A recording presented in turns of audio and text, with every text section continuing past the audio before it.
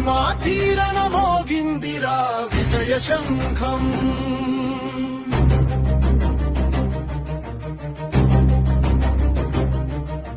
మహర్ల గుండెల్లో రేగిందిరా రణనినాదం.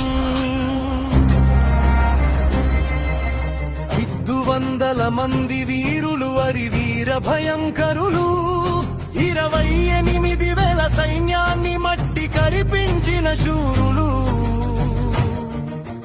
జై భీమ్ జై భారత్.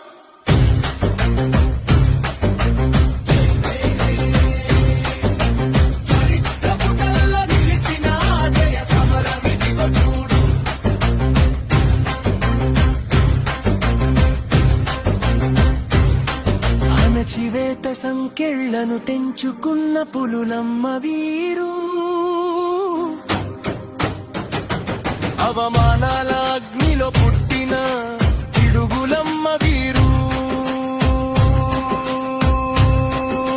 పేష్వాల అహంకారాన్ని అణచగసాగారు.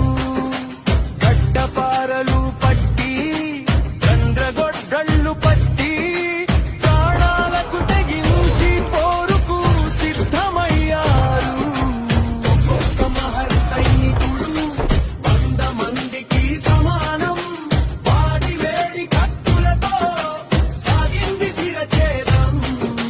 జనవరి 1 నాడు సూర్యుడు ఎర్రబడ్డాడు.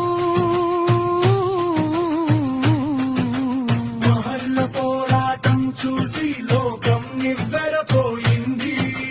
దళితుల ఆత్మగౌరవం ఢిల్లీ దాకా పాకింది.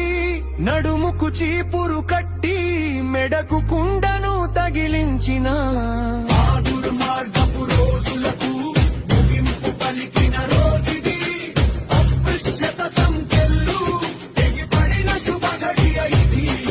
అది కేవలం యుద్ధం కాదు, అణగారిన వర్గాల గర్జన. అది కేవలం గెలుపు కాదు, అస్తిత్వపు విస్ఫోటనం. సిద్ధునక్ మహరి నాయకత్వంలో కదిలారు కథనానికి. దేహం కోసిన ప్రాణం పోయినా వెనుకాడలేదు రణానికి.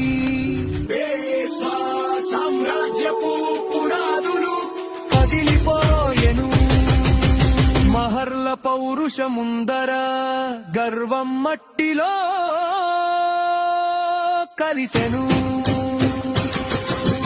విజయ సంభం సాక్షిగా వీరుల త్యాగం అమరం. ప్రతి ఏటా మన గుండెల్లో ఈ పోరాటం నిరంతరం. చదువులు ఆయుధంగా మలిచిన బాబా సాహెబ్ స్ఫూర్తితో కుల వివక్షను అంతం చేద్దాం సమ సమాజ లక్ష్యంతో. వందనాలు వందనాలు కొరేగావ్ వీరులకు. జోహారు జోహారు అరి వీర మహర్ సైనికులకు. భీమా తీరన మోగిందిరా విజయ శంఖం.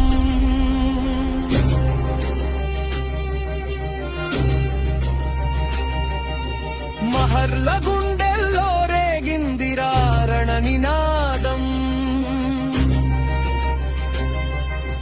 చరిత్ర రాసింది మన రక్తంతో. మర్చిపోకు ఈ సత్యాన్ని.